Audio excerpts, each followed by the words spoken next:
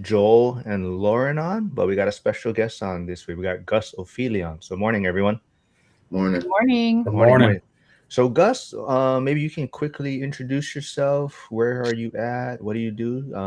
Help Joel and Lauren understand who you are, I guess. Yeah, so my name is Gus O'Philly. I'm a real estate investor and a real estate associate broker out of the state of Maine. I was originally born in Connecticut, came up here to live. I've been a real estate agent since the end of 2018. I've been investing since August of 2020. I think I've grew a sizable portfolio, that's taking care of me and my family currently. I'm a father, husband. I got 3 kids. I guess that's the general form of me. I love the cold weather. That's why I'm still up in Maine. I haven't moved away. Other than that, I'm just someone who loves to be in the space as far as real estate, and I love being an entrepreneur. So I guess that's the best thing I could say. Okay, quickly, I want to give a shout out that Lauren should be streaming live on her YouTube channel. She got it What? connected. So, everyone, I'll put that in the chat. If you can, go jump over there, subscribe, hit the like button. Nice. We'll also get Joel's channel up there. But yeah, so I definitely want to dig in to kind of what Gus didn't know. I don't know, maybe went viral or blew up, got some discussion, but Gus posted something in our school community. I believe he also posted it on Facebook. So I'll quickly just say it says, I'm not out of touch. I paid the price, right? So I know Laura. Hopefully Lauren and Joe got a chance to take a peek at it. Yeah. But Gus, maybe you can talk about where that kind of post came from. I think I just get sometimes being a nice person. And I don't know. Whatever I say today, I hope it doesn't come off in the wrong way. But I want to be honest. Since that's honesty is the best policy. You try I feel like you get to a point, you try so hard to make sure you're not coming off a way to where it starts to hinder you who you are. And then when people are asking for things or their expectations, or you hear like the same message time and time again, I find myself biting my tongue a lot. And I think something that just recently happened just kind of pushed me over the edge. That person can't see that post because they would have known it was about them. But I was just, it was the middle of the night too, and I just started going at it, and it was a lot of emotions and feelings as far as that. And I was surprised. What I was going to do in the morning, I was going to delete it. I just felt like there was something I needed to get out. But then after I saw the traction it got in the morning, I was like, oh, well, this is my post for the day. I'm just going to let it go ahead and rock out. But everything I said, I meant 100%. And it was good to get it out. And it was good to hear the discussion behind it. Joel, Lauren, do you guys have anything you guys want to bring up about it, or what were your thoughts on it, or? Well, I feel like we should let people know kind of what it says because I think it probably sounds a little bit um, vague to them. So I'll just give a little recap that Oh, it's, nice. yeah, people love to talk about how hard things are, how impossible it is to get ahead, how saving money isn't realistic. And then they'll look at me and say, I'm out of touch with reality. What you're really out of touch with is the sacrifice it takes to change your life. So that's like kind of I feel like the thesis statement of the topic of the discussion, and how you can look at where someone is right now and not really know where they've come from or what they've been through, and it's easy to judge someone where they are, um, and think like, oh, they must have been lucky or it must be nice to be that person, and not realize like actually they worked really hard and they made a lot of sacrifices for where they're at. And I think as like a real estate investor, I just don't know, especially in today's economy, can you even get to be a real estate investor without having some amount of sacrifice? I don't think that that's even possible. Joel, any thoughts on it? Yeah, I think the post goes on to say I think Gus was making what $28,000 a year maybe at some point. Does that sound right? Yeah, and that was right out of college. So, you think Yeah. you're going to get this big paying job, and you know, you run into a situation where this is the only job available and I got to go ahead and take it. Yeah, I mean, I have a lot of thoughts and a lot of feelings about it. You know, the idea of I think one of the messages was just you spend a lot more energy on making excuses than actually putting the work in. And I look at it where if somebody's making, you know, income that's barely not even allowing them to save any money, you're barely getting by, and that's so many people. I think the Bankrate study showed over 50% of Americans don't have $1,000 saved, and I equate it to it's our job to find the little bitty wins. You know, if you can save $10, if you can skip your Starbucks, if you can skip the one extra meal a week, or the little bitty wins stack up. And I think we all want to hit the home runs. We want to be able to buy the property today, but it's like you got to be able to have the little bitty wins, and those little bitty wins stack up over a month, a year, or even years. And so it's our job to find those wins and stack them. And I think that's the hard part, is that when you're 25 or 35 or whatever, it's just hard to be thinking about those little bitty wins, because you hear about all the headlines of people doing amazing things, but that's the end result. That's not the beginning of the journey. And I think that's the part that I talk to my clients about, is like we got to start so small and find the wins. All right, I just want to check because I don't know if people are commenting from Lauren's channel because it says paired. So I don't know if that's Joel's channel or Lauren's, but Oh, it's mine. okay, because I don't think, Well, yeah, I think so. Lauren, great job connecting your channel, but we got to be able to we got to turn the comment feature, because I How don't do think I I do that? yeah, we'll worry about that next time maybe. But yeah, there's a Okay. feature to allow comments. But okay, good to know. But yeah, there is, and Gus does have a YouTube channel also, so there's his channel. He's not streaming on there yet, but we'll get him there. But if you can, jump over there, subscribe also. But yeah, I think this one was like I said, I think Gus holds back a lot of times. Every time he's on the stream, he's always kind of worried about how people may take it. So I think a lot of times he's holding back. But this post, I think, really showed a lot of kind of maybe his feelings and his like he's saying, his honesty, and really putting himself out there, right? So we're talking about maybe in the school community and what Joe and Lauren are thinking about it. But like I said, on Facebook, it was also there, right? So you probably had more interaction on Facebook, right? Was there a lot more pushback on that side of things? No, I heard a lot more agreements to it, so which I was surprised. That's why my thinking was I was going to delete it in the morning. So people were like, they agree and things along those lines, but how many people disagree? You start posting, and this is the type of society we live in. You'll see a few messages where people are like, I agree. Now the person who disagrees really doesn't want to go ahead and put anything on there. The person that disagrees doesn't want to message you directly, be like, hey, Gus, I think X, Y, and Z. I don't think people have the balls to be honest with themselves anymore. When I write that, I want that to resonate with people who have been complaining for 10, 15 years about the same situations and have not changed any of their practices that they've ran into. When I wrote that and I talked about, I didn't go out. I mean, you could get a second job for 6 months, and the money you make from your second job, you could contribute that to some of the debt that you've got. Is that a solution? 100%? No, but I think it's a good way to, the things that you're complaining, you're working to an end goal instead of sitting in a group of friends that are saying the same messages that you're saying. And now you're an echo chamber and you're still doing the same thing day to day.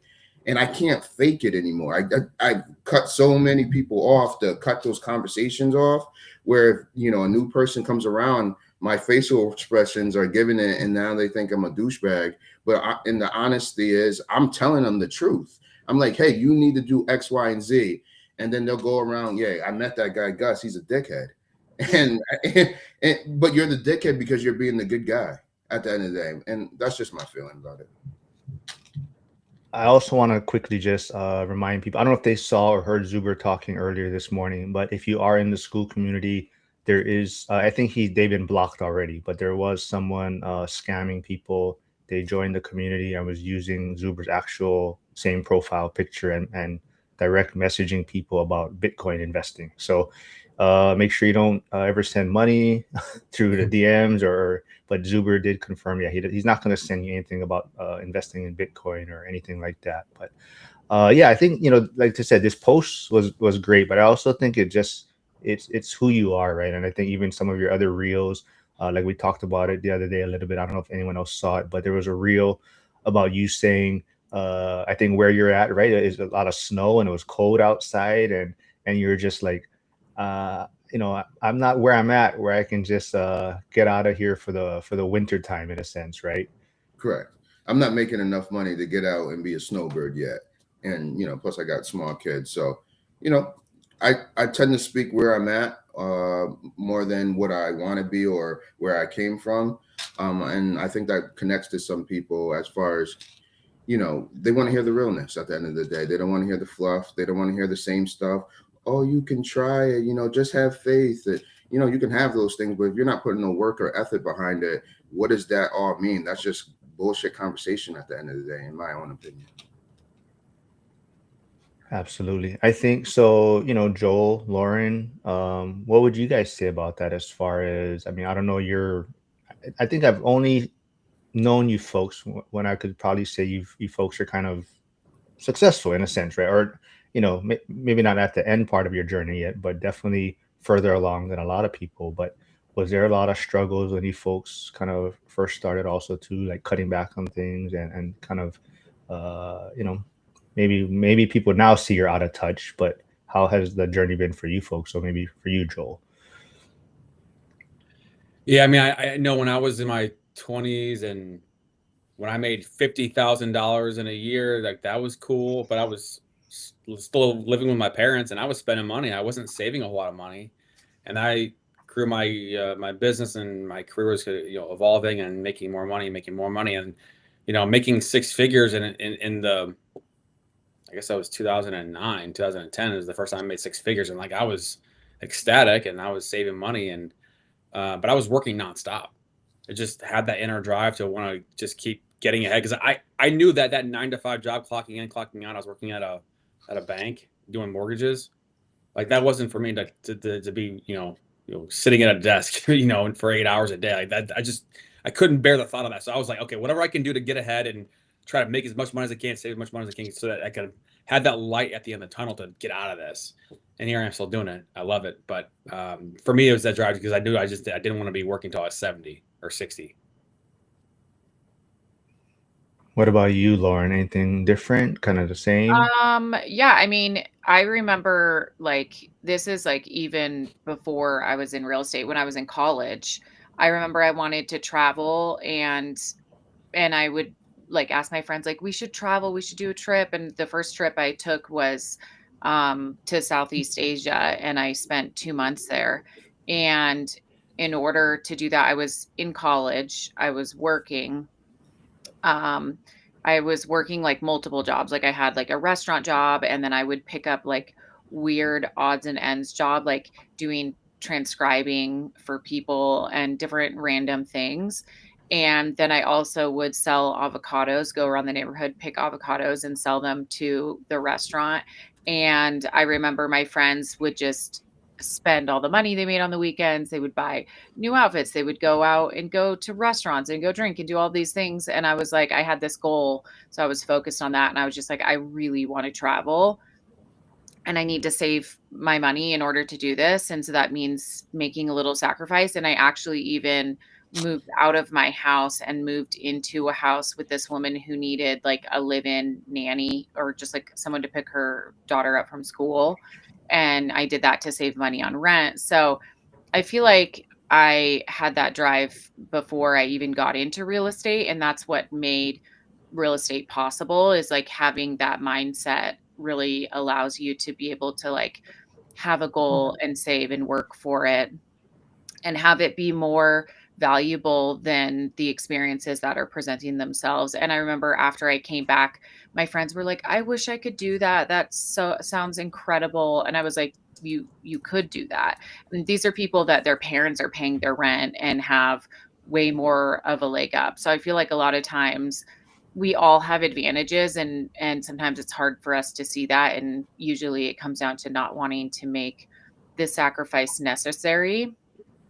Even if it's like having that goal, if you're somebody who's in like a really bad financial situation or you have kids, you're a single mom, like it might take you 5 times as long as somebody else, but if you stay focused, you could still achieve it. Like, it truly is possible for anyone.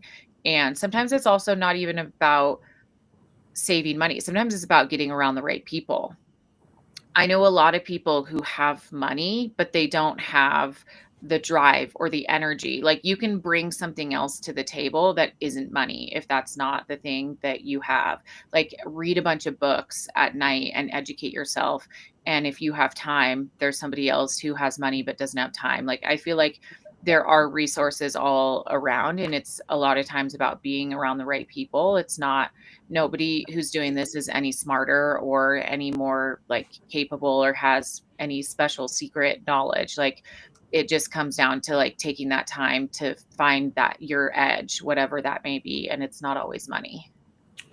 Absolutely. And I think that's one of, Zuber's messages, kind of do the work, audit your network. And if anyone hasn't had a chance, I would definitely go check out Gus put together a great live stream for me on Sunday. Gus joined me with Kristen and also Welby Aseli. So I go definitely check out the replay of that from Sunday.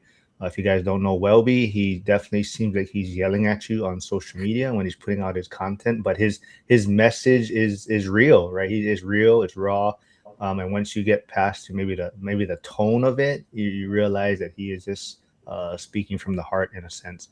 But Gus, do you think sacrifice sometimes just another word for privilege that people don't want to admit? Sacrifice is another word for privilege. Yeah. Like people might say, "Oh, you're just privileged," or you must be Yeah, nice, kind of thing, right? But you put yeah, in the sacrifice, right? yeah, because they sometimes people when they're meeting you, they may have meet you at chapter 10, and where you're at chapter 10 is you're somewhat got over the hump, and now to them, oh, this has been you your whole life. But if you would have opened the chapter 1, you would have saw what it took to get to chapter 10. So sometimes that goes mistaken, and they don't even ask questions about it. They just make assumptions out of first interactions, and then when people say, that's the tell-all when you first meet someone, that's not true. If I sit here and I met Mark and and I just How that judge Mark, Bears hat. if I just judged Mark for the team he liked, I would have been like, well, you've been a Bears fan all your life and this, that, and the third. But I have to ask questions. I got to get to understand Mark a little bit better to make a full opinion about Mark. So some people tend to not do that at all. Mm-hmm.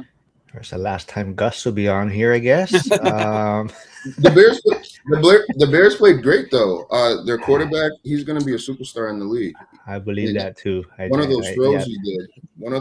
he did where he did it off the back foot, that was a phenomenal throw. Yep, absolutely. I totally agree. But yeah, let's see. Just Flavio, thank you for sharing Gus's channel again. Flavio is saying yes, we got to get Gus some subscribers, so he feels the need to start live streaming also on his platform. But Joe, for you, like I said, same thing. You think people don't see that sacrifice, right? So is sacrifice another word for privilege? I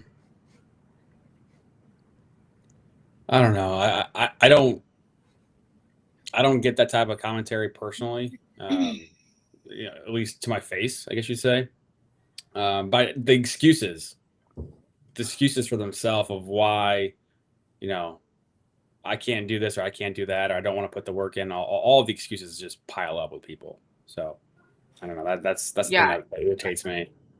I feel like we shouldn't demonize privilege either. Like, privilege is not a bad thing in and of itself. It is a privilege. If you can recognize the privileges you have, like all of us are privileged. Like the fact that we are born in a country that like has running water and electricity and all of that, like there's, access to certain things that a lot of people don't have. Also, just access to the 30-year mortgage. That is something that is unique to the United States that I did not realize until I started talking to my friends in like England, Scotland, and other European places where I'm like, you have to refinance your primary residence every 5 years? That's insane. How do you even get ahead? And like the interest rate could be completely different and you lose your home. So I feel like we all kind of have privilege, and if we can recognize our own privilege, then I feel like that's like almost like a form of gratitude. Like, all right, I have these things going for me. Where can I like step up and um get where I want to be and recognize the things that I do have at my disposal. Um Rather than like kind of feeling more like a victim of like I never had any privilege. It's like we can all find that somewhere within our lives. And don't get me wrong, right now I love the privilege that I'm getting throughout the community and the opportunities that I'm getting. You know what I mean? It's all, I'm still, getting comfortable with it. Hey Gus, we got you these sky tickets over here, blah blah blah blah. You want to bring your family? I'm like, oh shit. So I just work hard and I get all this stuff that comes to me. But when I post something like that, I went from a spot where I'm hanging with a bunch of guys, they don't come from great backgrounds. So I adapt at that particular time to what the conversations were. We were more worried about let's go to the club and spend our last dollars. This is more the college time. I'm sure everyone had the same journey. Let's worry about women. Let's worry about this, that, and the third. Then you get out of college, and I'm like, okay, now I got to focus on my career. But the guys I'm around tend to still want to focus on the same thing. So I'm like, am I doing the right thing? Because when I go to work, I'm not having these discussions. The discussions are a little bit different. So as you grow and your circles start to change, now you're having mixed emotions and feelings about how your old self used to be and that circle used to be. So now when you're having conversations, I'm like, hey, did you guys hear about potentially the new mortgage for 50 years? And everyone's like, yo, Gus, we don't want to hear that shit. I'm like, this is somewhat life-changing, you know what I mean? But that's not the conversation we want to hear. We're still talking about things when I was in my 20s, which is cool. It's cool to go back, but I guess I got a lot of responsibilities and I got a whole different outlook on life. I think that sometimes that part doesn't get talked about, is the evolution of a person. And it doesn't matter what background you come from, just evolving from where you came from or what you used to do into the new person. And I'm still trying to fight with it. And there's a certain demographic of people, they feel like I represent them to the highest level. And if I say something that could spark anything with them, I feel like they'll turn their backs on me. And I don't want that. But also I try to have these private conversations. Like there's a little bit more to it than what we were told since we were younger. And those conversations don't go well. Yeah. One of my best friends I had for like 10, 15 years, we're not really that close anymore, partly because, I'd be like, when I first started learning about real estate, I was like, oh my gosh, you can live in a house for 2 years, rent it out for 3, then sell it, pay no capital gains. Like I was so excited about all of these things I was learning. And she would just be like, I would never do that. You have to move every 2 years. And I was like, that's what you heard out of all of that? I was like, I was talking about being retired in 10 years. Like, that's what you heard out of that. Like, you don't want to move every 2 years. So, yeah. That's a great point. But looks like people are doing business also. Jim, the grumpy contractor, signed his refi docs with Joe yesterday. So congratulations. But also on that point, there is Jim's YouTube channel. He just finally got it kicked off the road. So the grumpy contractor. And for everyone in school, if you haven't seen, Jim is starting another accountability call on Sundays. I believe 10 a.m. Pacific. It's going to be a contractor bird type call. So people that want to know more about the contracting side, maybe have inspections put in there and people can give feedback. But Jim is kind of combining the one rental at a time and Coach Carson's rental property mastery platforms in one. So there's going to be a group of people probably from Coach Carson's side and the one rental at a side, one rental at a time community kind of coming together in that call, I believe. Let's see, anything else? Was there really live explaining how YouTube works, comments, algorithms? No, you just got to make sure you have the comments on. So that's the main thing. No, Jim was asking about that. Yes. Let's see, Stan. Okay. Yeah, I think Gus one thing I think, like I said, I think it's number 7 on Zuber's rules, possibly the audit your network. I think that is the struggle that I've always had, especially being in the firehouse. It's kind of like a brotherhood, but you kind of touched on it, right? I guess maybe people you grew up with, or I forget how old are you right now, Gus? Me, I'm 40. Oh, okay. So Yeah. I mean, like that, like you were saying. So a lot of those people you were talking about, maybe in your college days, are you still close to a lot of them, or it's kind of faded away, or? So my brother's been an entrepreneur since the get-go. Like since he's a chiropractor, he owns his own practice. He travels around the world. He's been telling me this. He's like, you need to cut these people off. They're holding you back and da da da da da. And I'm like, and I'm thinking, my brother's very stern. I'm like, yo, bro, you're a dick. Like, you know what I mean? And I'm sorry for my language, but I'm like, yo, this is why a lot of people don't like you. But then as you're still working on being an entrepreneur. I'm like, damn, he was right. They're taking me back from. Let me not say they're taking me back. They're putting me in a whole different space of thinking when I should be focusing on this. So that's what I would say to that. To that point, it was kind of, I saw, whether you hate him or like him, but Andrew Tate was on Patrick Bet-David yesterday, and there's some kind of controversy going on. Like Andrew Tate was at a club, and then they started playing some kind of music, right? And it's now, so everyone's bashing on Tate, for putting himself in that situation, right? Wait, what happened? He was at a club, and what happened? He was at a club, and whoever the people he was with, and maybe the club owner, they all started playing certain music, right? And I guess you could say this music was, what was it, anti-Semite, or it was, I forget exactly what, but it brought attention to. Song. Yeah, it was the Kanye West song where he was saying he's pro Hitler.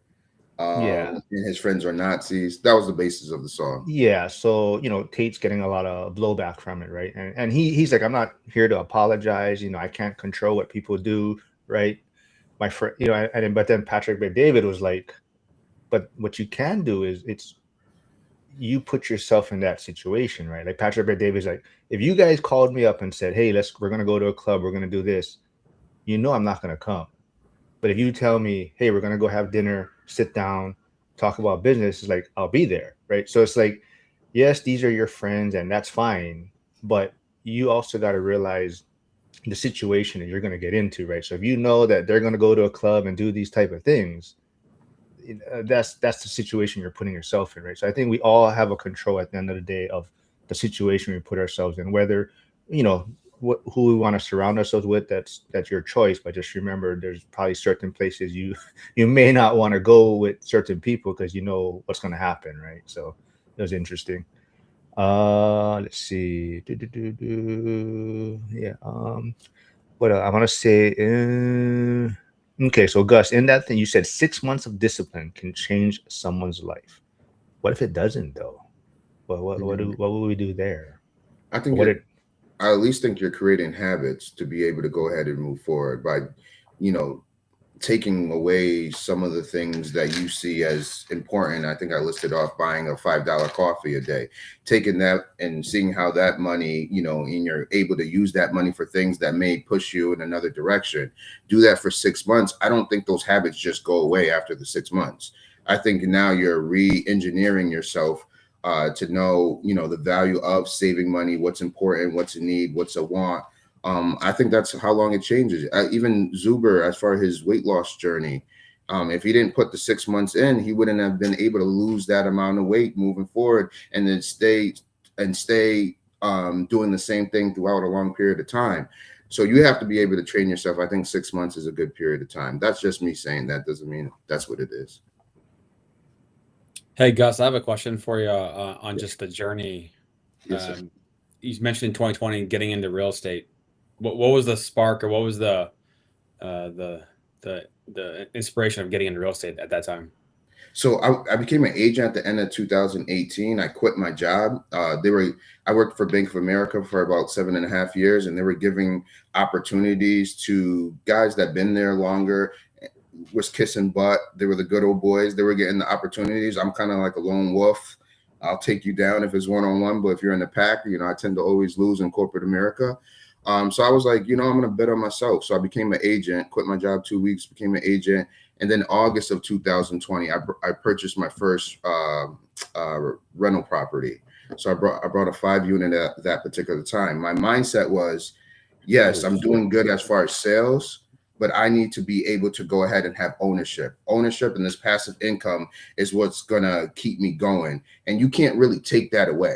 When I have ownership and I'm getting passive income, it's not like I can get fired and it's all lost. I only lose that if I'm able to not manage it correctly. So that was my thinking. I was making a lot of money as an agent. So I was like, man, what if one day this just goes away? So even though I'm in the midst of making a lot of money, I'm like, what if this just goes away? So I'm getting nervous. I was like, all right, let's take this money, put it into buildings. Let's build something on the side here. And then it's been like this ever since. Yeah, I mean, the first thing that pops out, the first property was a 5-unit. Yes. I mean, yes. that's cool. I mean, like most people I see, it's like single family property, duplex, quadplex, and then you build up. But that 5-unit, I mean, like what was that like, in terms of the process? I was an agent, so it was an off-market deal. I was trying to sell it to someone else.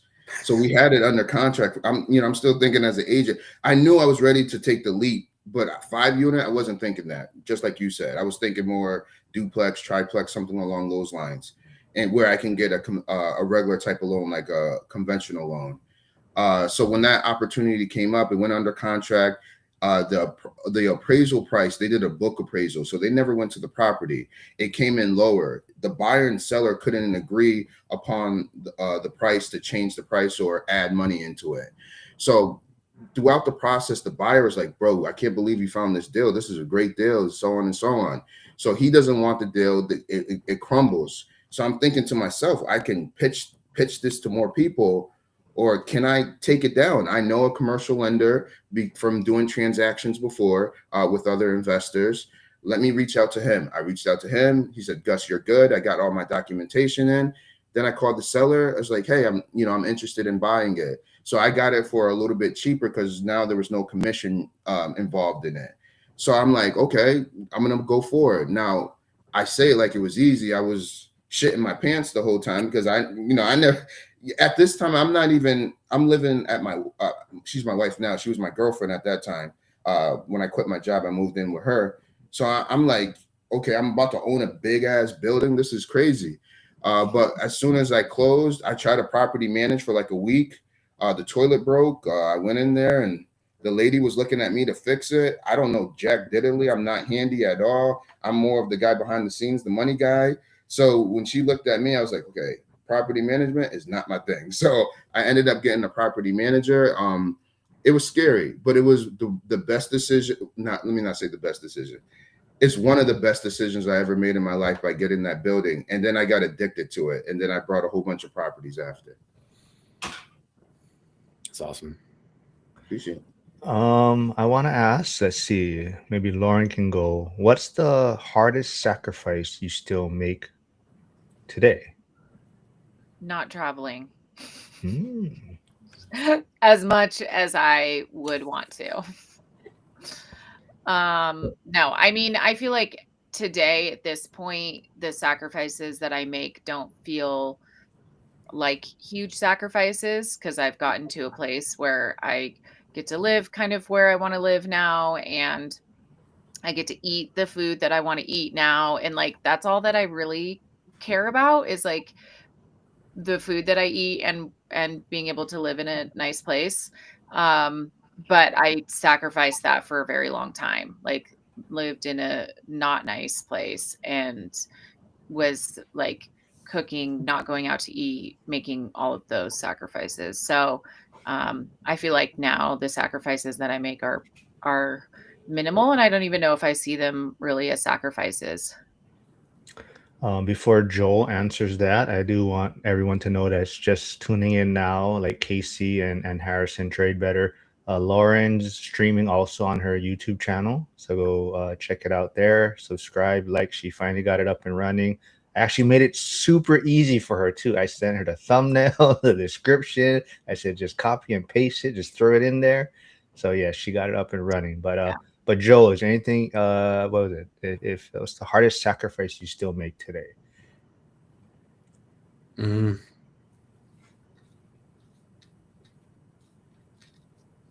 Yeah, I mean, like, just to get to the nitty gritty, like, sometimes you're just tired, right? You have a long day. I mean, I've got young kids. Like, it's just so easy to go to Chick-fil-A and feed the little fuckers and not have a big mess at the house. And so, like, okay, I could go do this and make it easy, or I could try to save a little extra money and just do dinner at home. But that's just the very first thing that pops in my brain. Just like, it's just so easy to go out because, like, there's two of them, and what they're going in different directions. They're making a mess, and you're cleaning one thing up, and the next thing is getting messed up. So it's just a constant battle. It's just like, we're just gonna go somewhere and just make it easy and make it be a mess for somebody else to clean up. And yeah, so that's part of my journey right now. Mm-hmm. Gus, Yeah. for you? Joe, how old are your kids? I got two boys that are 6. Okay, so I got two smaller ones, 4 and 3. So when you talked about the mess and all that, I was having flashbacks from yesterday. So for me, the sacrifices, I guess this is going to sound cliche, is most things I'm doing, I'm thinking about my kids. So I'm not really thinking about me. The only thing I feel like I'm doing right now is jumping on some of these podcasts with you, because I feel like that's like fun now, and that's my time to get away. One kid's at school, the other kid's with mom upstairs. So I'm like, okay, this is fun. But other than that, when money's coming in, and I'm always thinking worst case scenario, how can I set up these two young kids to be put in a good place? So I'm sacrificing vacations for me and my wife, for us as a family. I guess some people may look at it, that's not sacrificing, but it is to a degree. I would like to go with my wife a lot more trips, you know what I mean? But we're doing it as a family. So most things I'm doing now is for them. So I'm sacrificing things that I may want.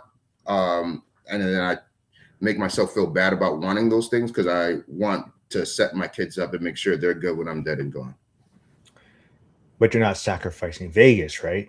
You will be attending Vegas. I will be in Vegas in 2027 for sure. There's not a question in my mind. Damn it.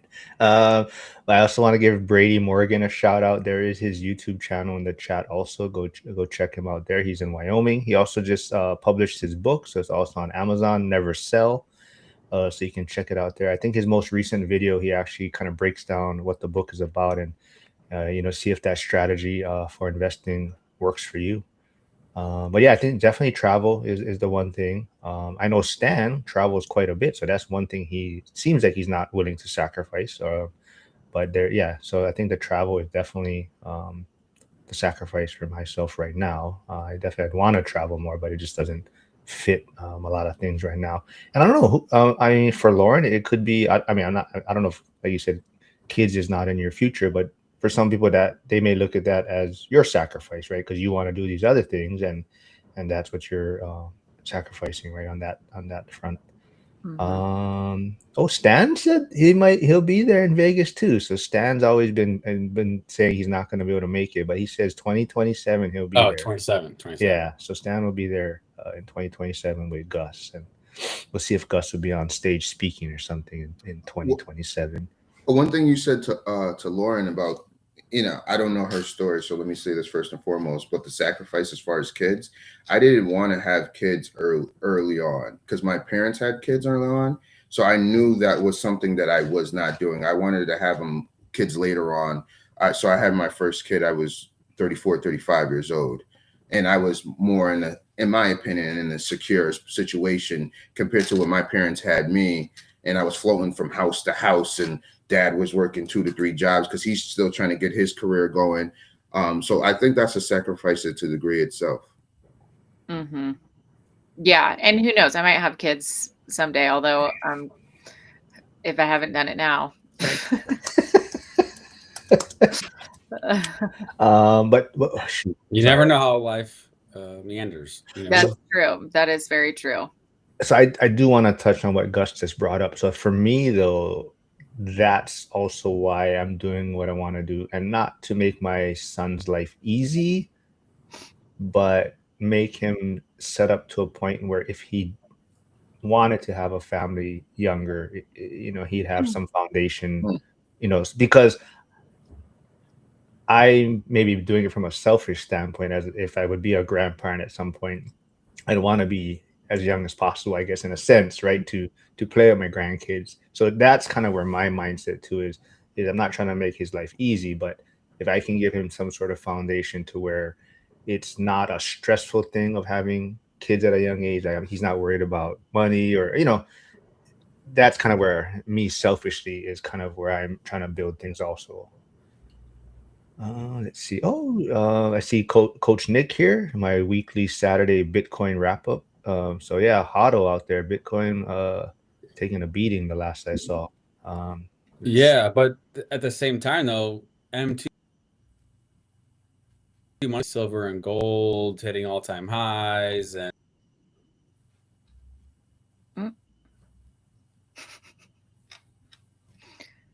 Lost into the ether. oh, sorry. Yeah. Well, what are you saying? You're getting banned from YouTube. I man. know, instantaneously, like no more Bitcoin talk.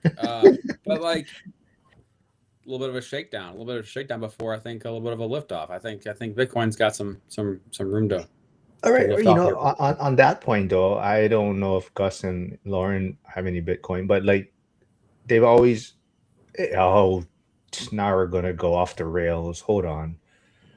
We have a special guest joining us. Hold on, how am I gonna fit her in? We won't go off the rails. What is with the color? Oh, wow. What is going on there? I'm colorful today. Oh my goodness. Hold on. Are we in a here. nightclub? What is going on here? Yeah, my house is the nightclub. Oh geez. I don't know what the color is, but it must be on my end, probably not your end. Well, Do you not accept me? No, I What's have. your problem? See here. Okay, everything's out the window. Scripts out of here, so we can just talk about whatever's now. But Monica, I want to just hear. Yes, thanks for joining us. I did quickly want to bring up the real fast. So Joe, you brought up Bitcoin, or maybe I did, but they always kind of said digital gold, right?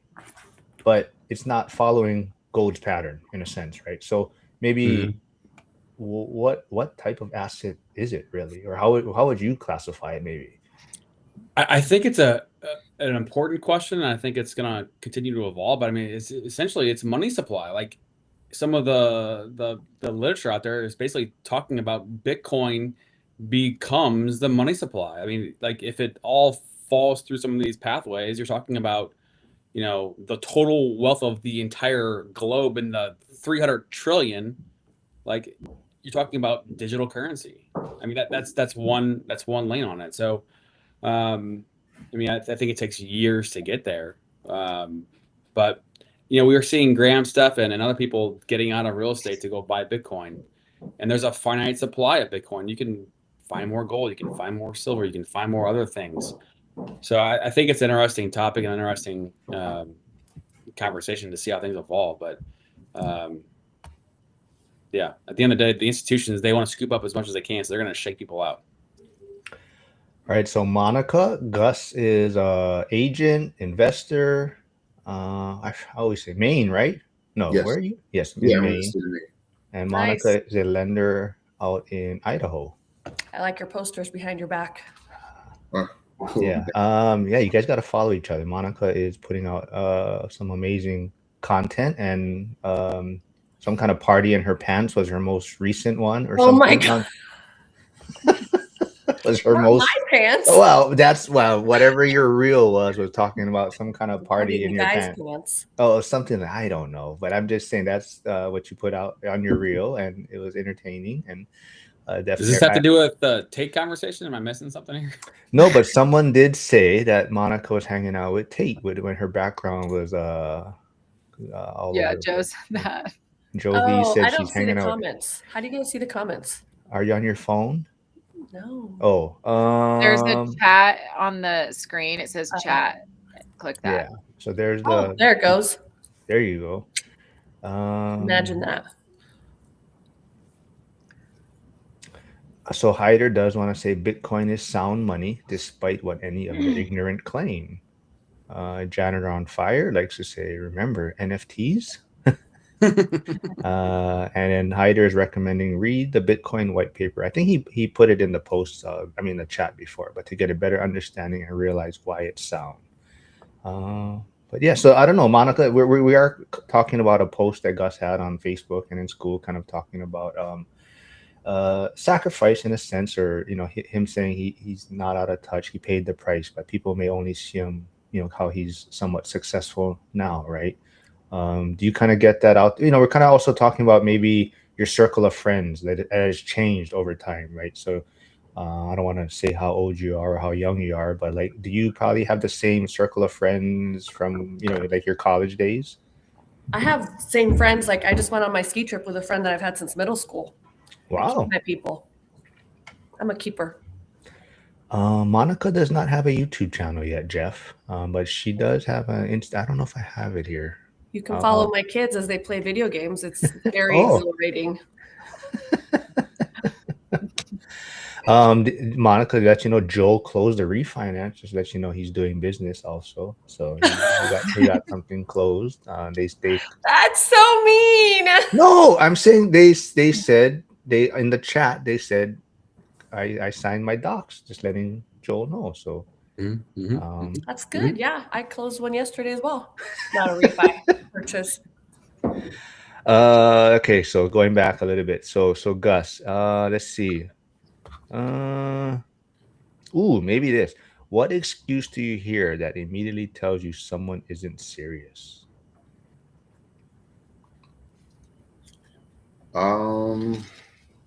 Yeah, but if it starts like that, that tends to tell me that they're about to make an excuse, or there's something blocking them for even seeing what I'm trying to tell them. So when I hear the yeah, but I know things are going south. So that's it for me.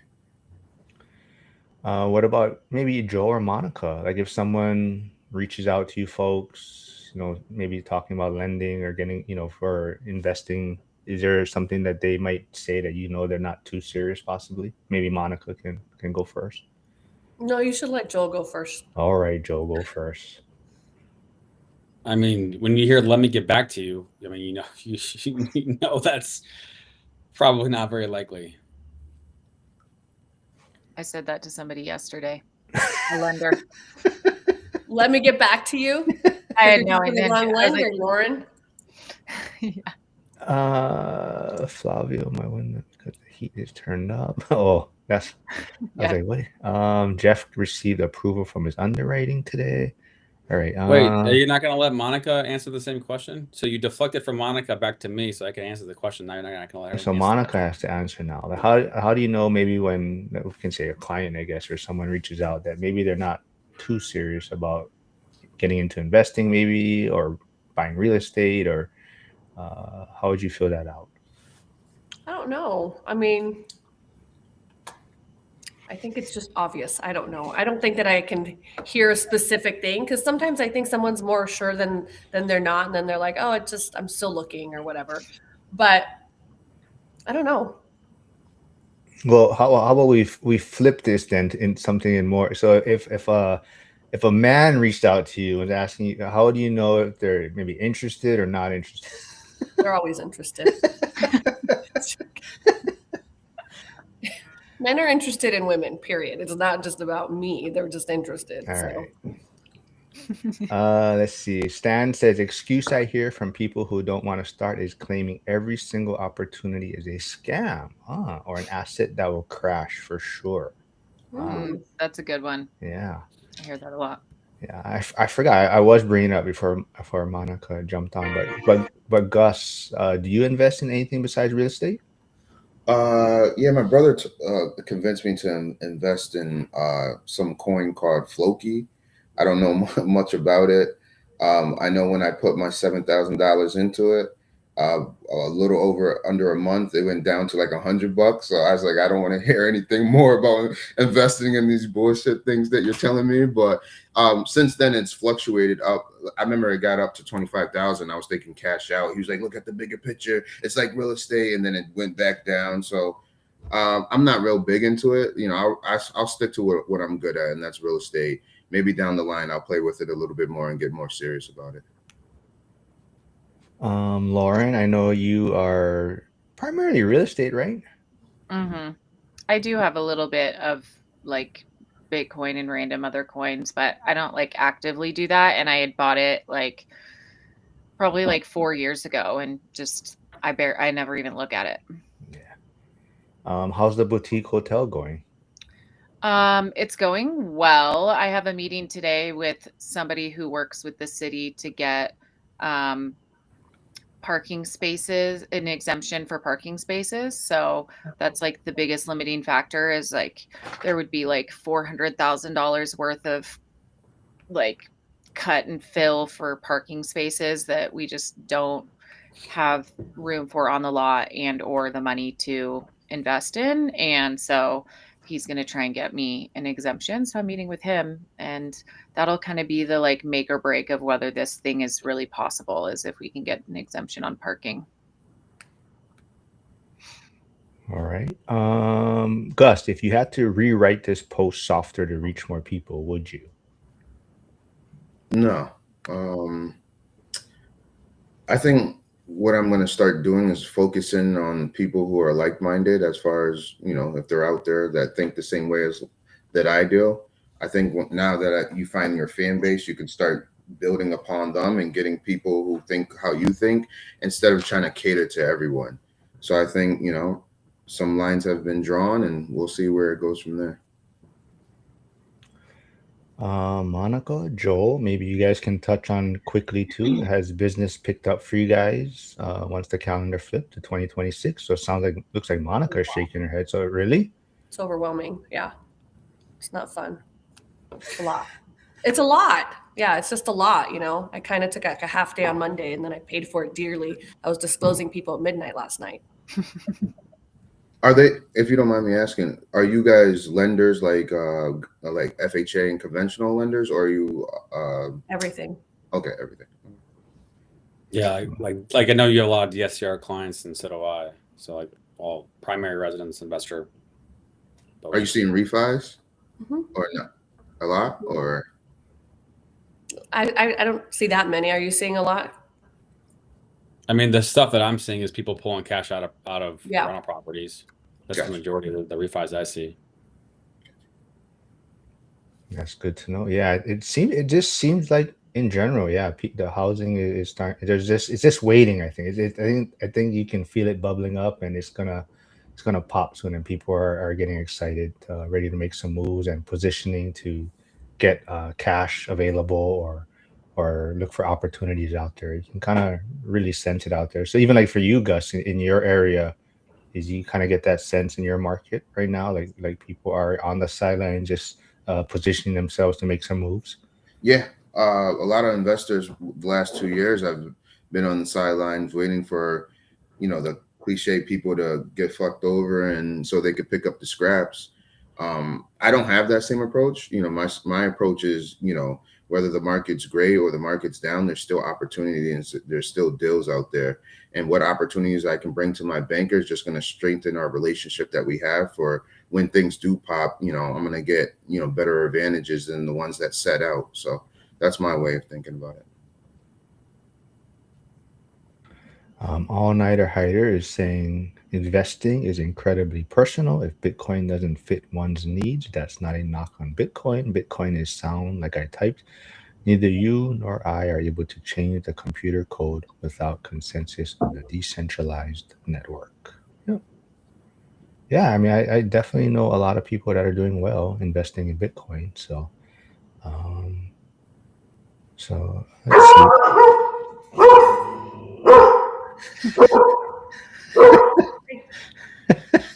It's my first line of defense right there.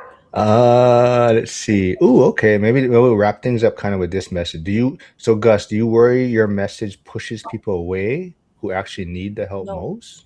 Oh, no. What was the last part? I couldn't hear that. Do you worry your message pushes people away who actually need the help most? No, because if they really need the help, aren't they going to find avenues to go ahead and get that help? Maybe that message will push them away from me, but they may go to someone they may know and get that advice that may take them to the next level, or take them to find out of a way to solve whatever situation they're in. I think when you're trying to get a solution for something, there's many ways to get to the top of the mountain. Some people are direct. Some people are great with their words. Some people finesse people into thinking a certain way. So my message with that particular post was a direct one. And that's how I'm going to go at it. All right. If everyone hasn't had a chance, go check out Gus on Facebook and see his posts, comment on it, and kind of even go through the comments. I think you learn a lot when you kind of go through the comment section a lot of times. I didn't even realize, but someone on Instagram, Fire on Fire Investing, I think they said what they might hear from a lot of people is, I lost money on investments before and not sure if I can do this again. So that's what holds a lot of people back.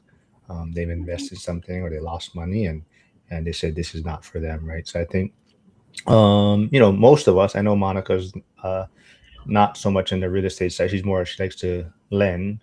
But I think for a lot of us, I think safe to say we've all lost money in real estate to some extent, right? And I think that's just, what was Monica's face on that one? I don't know. Maybe she has too. But I think for a lot of people that invest in real estate, I think that's why it's a lot of people avoid it. Compared to other investing in asset classes, right? Would you guys agree to that real estate probably provides a lot of headaches, especially in the beginning? Mm-hmm. Joel, are you still dealing with some of those? I think, right? I know. Yeah. Yeah.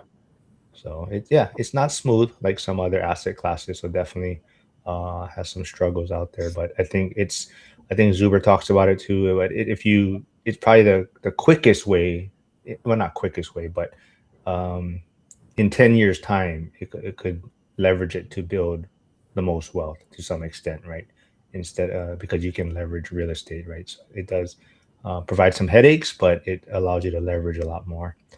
Go ahead, Gus. Joel, do you favor stocks or real estate? I know it's good to have both, but which one do you favor the more? Well, I mean, I feel like it depends on the full picture, right? Like I'm in sales, I work a lot of hours. I don't have the capacity to manage properties. I don't have the capacity to day trade. And so the idea of having, stuff, buy it, have a property manager run it, and then just let time do its thing on properties. It's the same thing with stock, and having multiple lanes going, I think is important because the markets are going to ebb and flow and they're going to have their own cycles of ups and downs. And so I think back to Mark's point about real estate, when you talk about leverage, you can buy a property, put 5% down.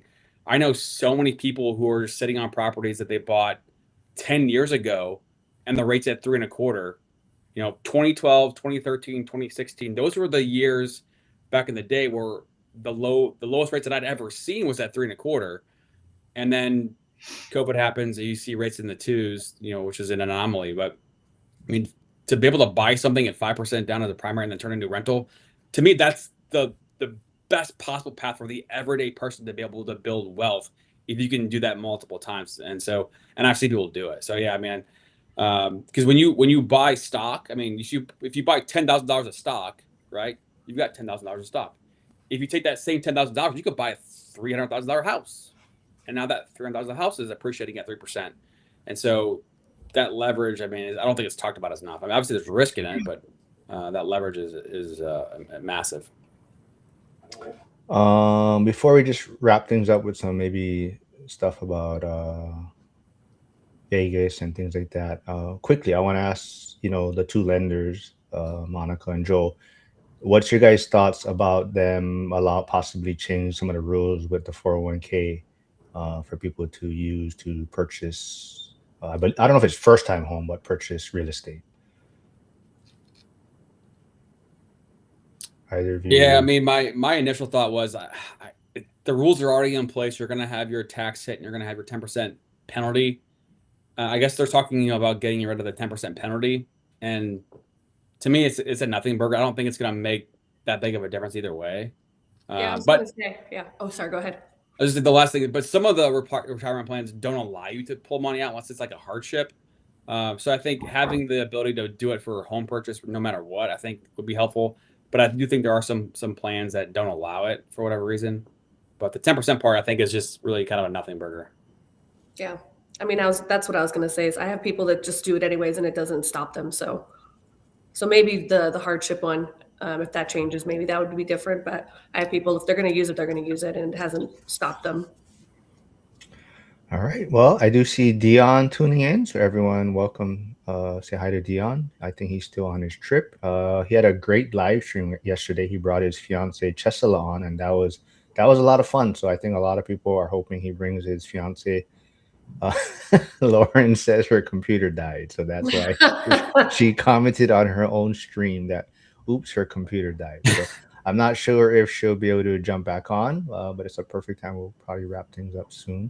But Monica, no chance. I know Gus won't be able to make it to Vegas. I know you're gonna supposedly have a ski trip going on, right? So no chance of setting up. Supposedly. Well, I mean, you were the one that brought up the whole speed dating thing, and then you're not going to be present for it, right? Joel's going to be there, and he's going to head it now. Oh, okay.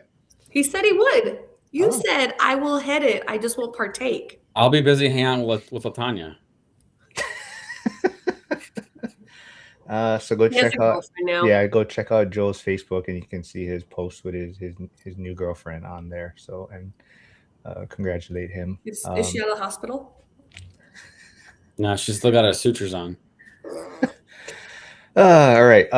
Gus, anything else you want to wrap things up with, or? I was going to ask Joel a question. Yeah. Being where you're at right now, and I just hear you have a girlfriend, is that difficult? Is it? Where you're at in your career as far as meeting someone who's into you and not into maybe your status of what you've already created. Well, I mean, I think I'll just stick with my divorce. A lot of things did not go well for a period of time, and so I think the vision and plan of building something bigger than yourself to be able to have real estate and entrepreneurship and going, it does take a lot of time and energy and focus outside of the normal day, and where you're not on the same page with your partner about that. I mean, it's so hard, and it can be draining and demoralizing.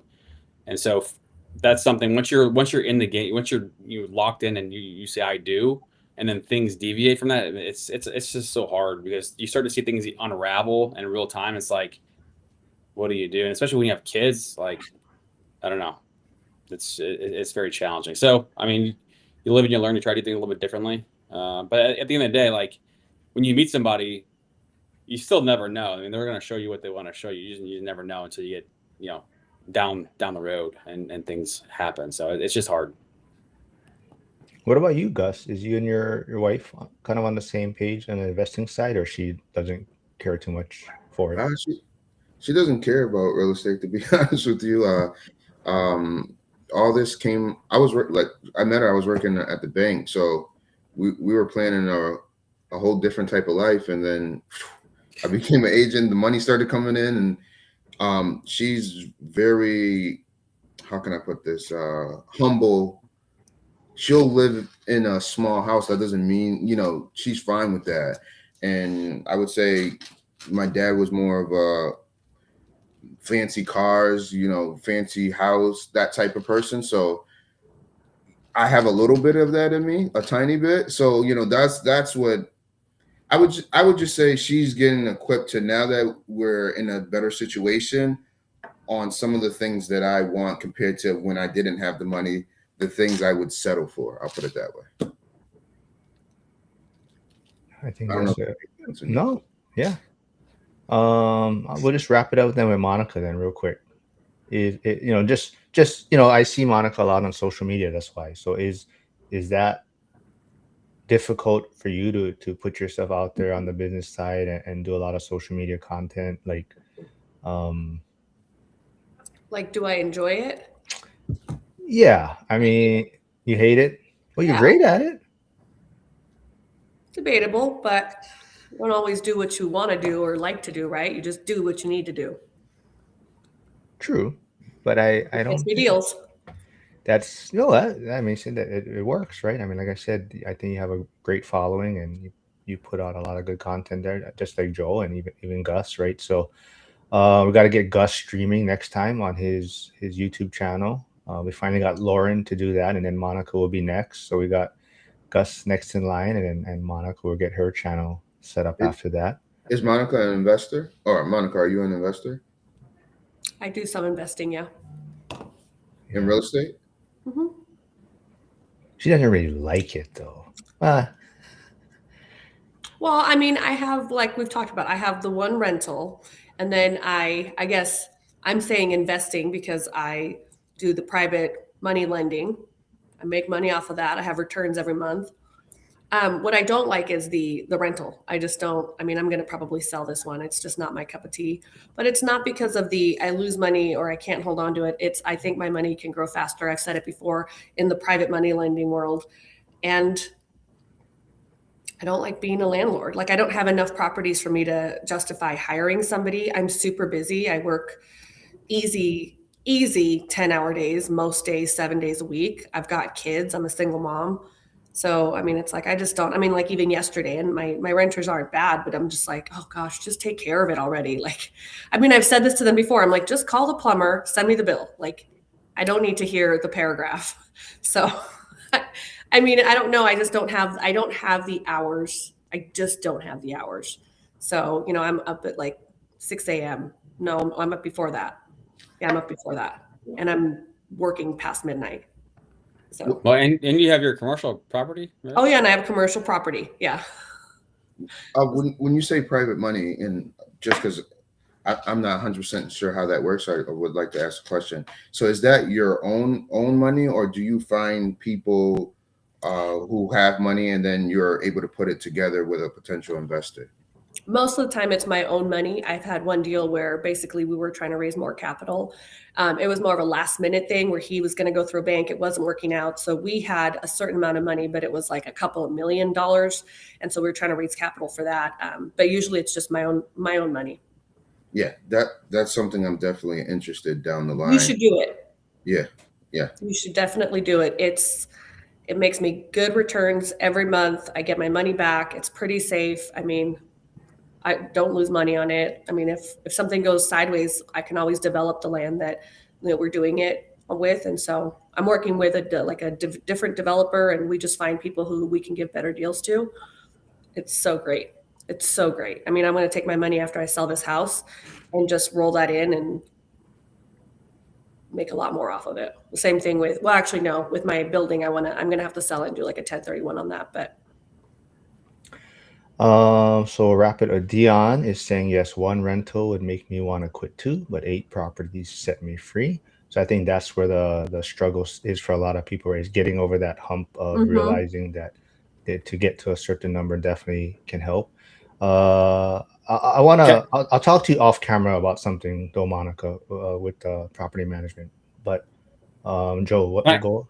Can I add on to that? So the very first multifamily that I purchased was in 2017. It was a quadplex, and I was at the property with the owner, and he's like, double my age at the time. I think I was in my late 20s, maybe. I forget how old, 33 maybe. He said, hey, my best advice to you is, I got one and thinking that I would add more and over 10 years, I never did. So owning one is not worth it. So either get 10 or 20 or don't have any at all. I'm like, Or don't have any. yeah. Dion, if you're still here, you're gonna have one more reason not to wanna come visit me in Hawaii.